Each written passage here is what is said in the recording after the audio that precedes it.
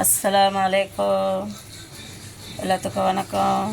வாங்க, இது வந்து கார பாஸ்தா செஞ்சுருக்கணும். பாஸ்தா செய்கிறது ரொம்ப ஈஸி. மக்ரோனாவை வாங்க, அவைய போடுங்க. இங்கே கேரட்டு, கேபேஜு, அப்புறம் வந்து சோளம், இதெல்லாம் பொடிசாக நறுக்கி வச்சுக்கோங்க. தேவைப்பட்டவங்க உருளைக்கிழங்கும் போடலாம். இதில் பட்டாணி போட்டிருக்குறோம், உருளைக்கிழங்கு போடாமல்.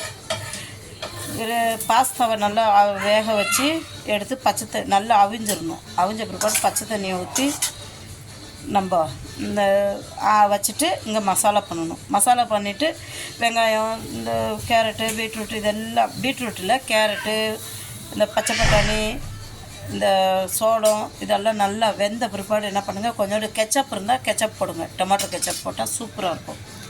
டொமேட்டோ கெச்சப் போட்டு எல்லாத்தையும் மிக்ஸ் பண்ணிவிட்டு மேலே ஒரு 2 சீஸ் எடுத்து மேலே போட்டுவிட்டு மூடி வச்சுட்டு சீஸ் எல்லாம் மெல்ட் ஆன பிற்பாடு இறக்குனிங்கன்னா பாஸ்தா ரெடி.